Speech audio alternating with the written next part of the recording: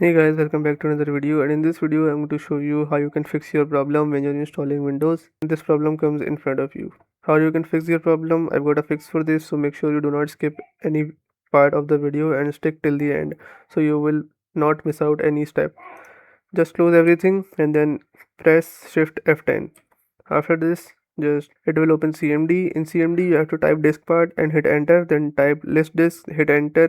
It will list you your disk connected to your PC right now. After this, search for your disk where you want to install Windows on. For my case, I have disk 0, so I'll just type select disk 0. If you have disk 1, then you have to type select disk 1. After that, you have to write clean and hit enter, and then type convert GPT and hit enter. After that, you have to type exit, and then after this you have to close this and restart your PC and then try to install Windows again in your hard drive. After that, hopefully your problem fixes, and if your problem still occurs, so make sure to comment down below so we can bring a detailed guide on this video. Alright, that's it for today's tutorial.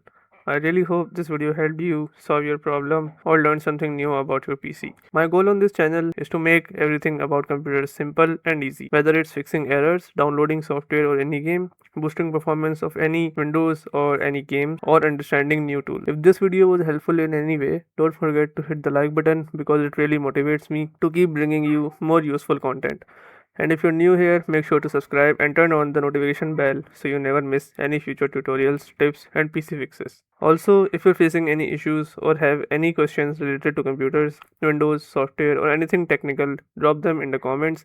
I read all of your comments and I'll try my best to help you out.